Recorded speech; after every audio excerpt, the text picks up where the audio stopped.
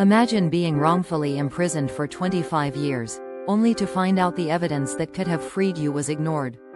This is Michael Morton's story. In 2001, Ken Anderson left the DA's office to become a district judge, passing the torch to his protege, John Bradley. Bradley, known for his tough-on-crime stance, was notorious for bullying defense attorneys into pre-indictment plea bargains. When Michael Morton's lawyers requested DNA testing, they faced fierce resistance from Bradley, who was skeptical of post-conviction testing. Raleigh, one of Morton's lawyers, couldn't understand why Bradley opposed testing that would cost the county nothing. Bradley believed that post-conviction DNA testing could undermine the finality of the legal process. In 2005, when Morrison and Raleigh filed their motion for DNA testing, Bradley opposed it, claiming it would muddy the waters. Despite Bradley's resistance, a judge allowed partial DNA testing in 2006, but denied testing on a crucial piece of evidence, the bandana. The initial DNA tests on other evidence were discouraging, showing only Christine's DNA and not excluding Michael. Bradley scoffed at the idea of a mystery killer, and opposed Michael's parole in 2007, claiming he had never accepted responsibility. In 2001, Michael hit rock bottom when he learned his son had changed his name, feeling that reconciliation was no longer possible.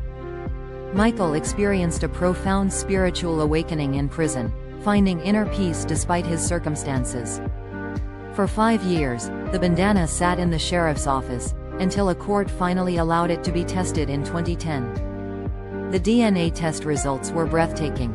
The bandana contained Christine's blood and the DNA of an unknown man, not Michael. Morrison and Raleigh were euphoric as they informed Michael of the DNA results, but knew the fight wasn't over. Proving Michael's innocence required matching the unknown DNA to someone in the FBI's national database, CODIS. In August 2011, the DNA matched Mark Allen Norwood, a drifter with a long criminal record.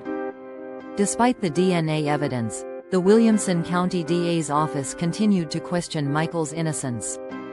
Michael learned of critical evidence that had been ignored, including his son's eyewitness account of the murder. The DA's office had failed to follow up on leads that could have identified Christine's killer. Michael felt no anger, just bewilderment, as he read through the ignored evidence. In 2011, Michael was finally released from prison, greeted by applause from fellow inmates who respected him.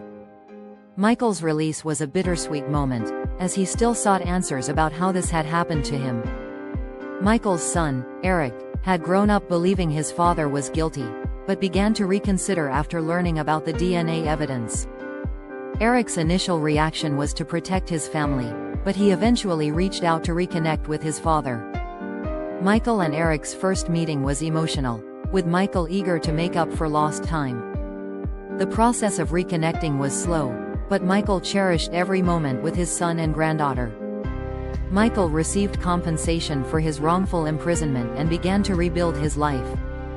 The court of inquiry into Anderson's conduct was unprecedented, holding him accountable for withholding evidence.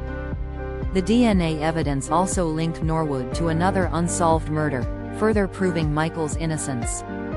Michael's story highlights the flaws in the justice system and the importance of oversight for prosecutors. Truth clarifies, Raleigh had said. Michael Morton's journey from wrongful imprisonment to freedom is a testament to that truth. Stay curious, stay informed.